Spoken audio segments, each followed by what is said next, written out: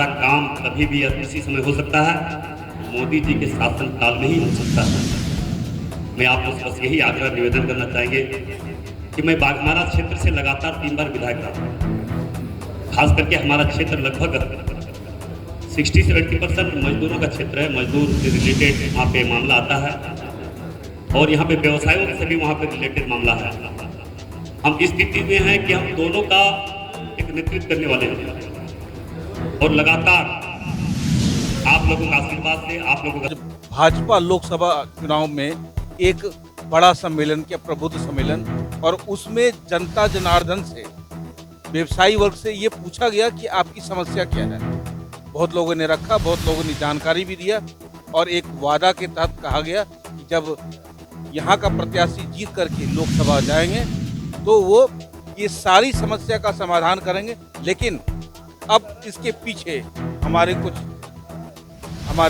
जनता जनार्दन लोग हैं, बीच में हैं चेतन गोयनका जी, और इनसे पूछते हैं कि भाजपा जो अभी वादा निभा रही है या अभी जो वादा करने जा रही है, क्या चुनाव के बाद ये संभव है?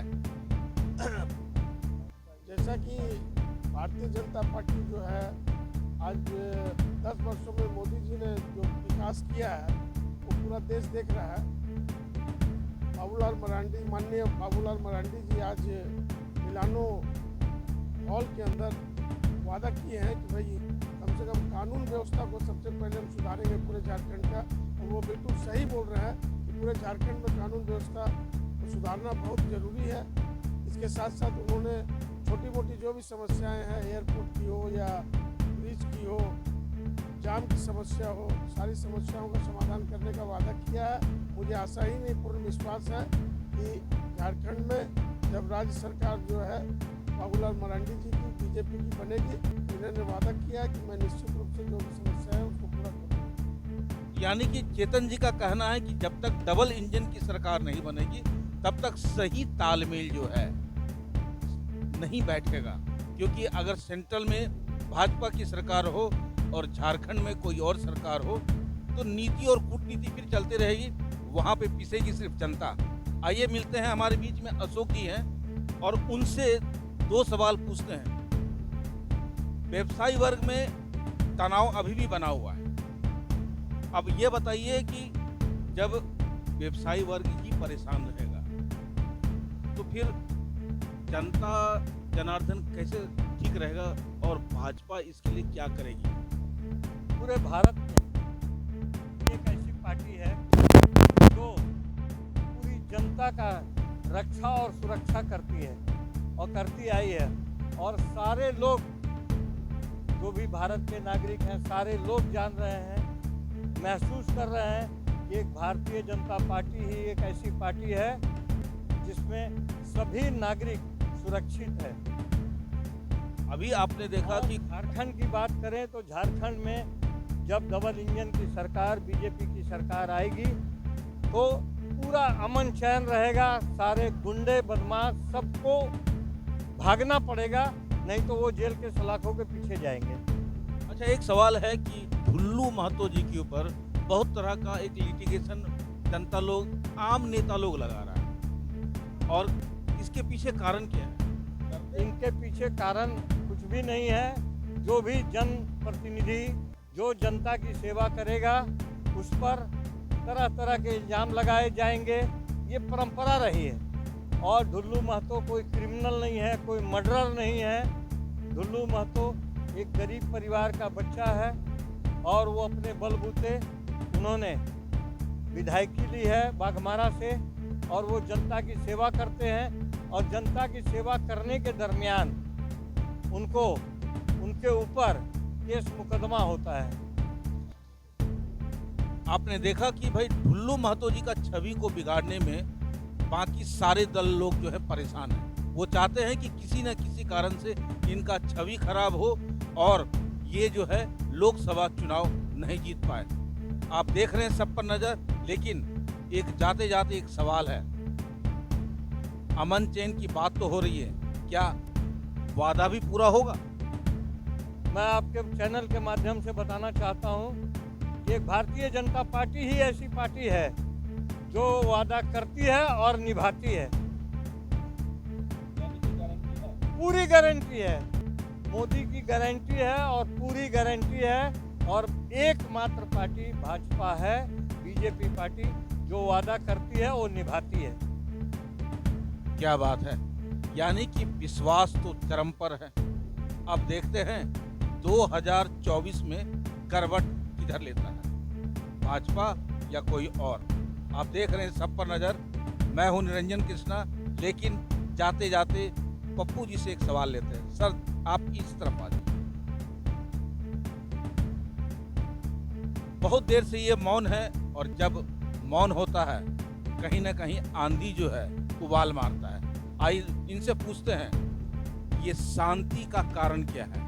कौन सा उबाल आप जनता के सामने रखना चाहते हैं? देखिए, ये शांति का यही कारण है। जब देखते हैं जब शांति छाता है तो सुनामी आता है, यानी वोटों की सुनामी आने वाला है। और इस बार 5 लाख से भी अधिक वोटों से भारतीय जनता पार्टी धनबाद विधानसभा में ढुल्लू महतो के रूप में जीत कर आने वाले हैं।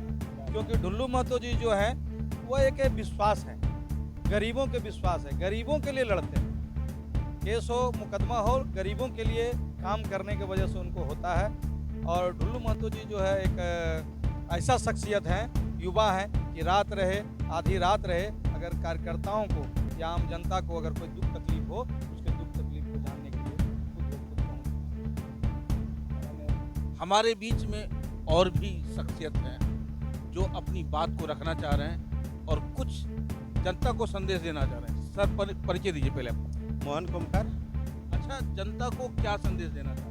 जनता को यही संदेश है कि जो मोदी जी के जो गारंटी है, मोदी जी जो लक्ष्य लेके चले हैं कि देश को जो है 2047 तक विकसित भारत बनाना है, और उस लक्ष्य में, और भारत देश में बहुत ऐसा जो है काम अधूरा पड़ा हुआ है। जिस तेज गति से जो है भारत देश का विकास हो रहा है, उस गति को जो और देके भारत को जो है मैंने विश्व की तीसरी अर्थव्यवस्था, दूसरी अर्थव्यवस्था तक पहुँचाना है। अच्छा, ये तो भारत की बात है। धनबाद एक छोटा सा शहर है, इसका विकास जो है पिछले 10 साल से रुका हुआ है। देखिए, एक बात आपको बता रहे हैं कि आने वाला समय में आप देखिएगा कि ऐतिहासिक विकास होगा। ऐसा नहीं कि धनबाद का विकास रुका हुआ था। माननीय मोदी जी का जो है जितने भी योजना थे वो धरातल पर जो है चल रहा था। आप जीटी रोड देखिए, जितना आप यहीं पर बगल में 8 लेन देख सकते हैं। बहुत सारे योजना जो है माननीय मोदी जी का जो कार्यकाल में जो उनके जो है नेतृत्व पे जो है वो धरातल पर आई है। और यही नहीं, आप गांव में जाइए ना, एक एक गांव का जनता, एक एक गरीब लोगों को जब घर मिलता है तो उनसे पूछिए क्या सुकून है। उनको जब जो है अनाज मिलता है तो उनसे पूछिए कि क्या सुकून है।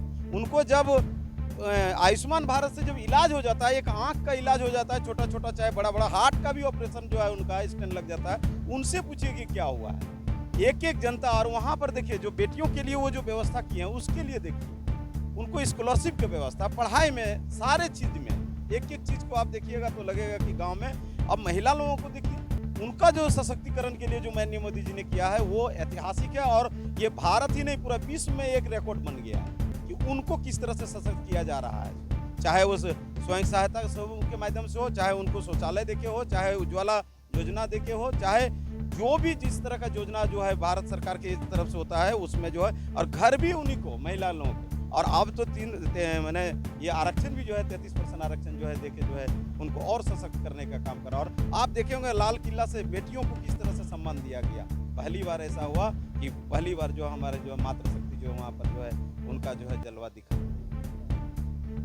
तो सही बात है कि बहुत तरह की सोच भावना जो है मन में पल रही है, लेकिन जो दिख रहा है पटल पे इन्होंने ये व्यक्त किया। तो आप देख रहे हैं सब पर नजर। मैं हूं निरंजन कृष्णा, कैमरामैन चंदू जी के साथ। नमस्कार।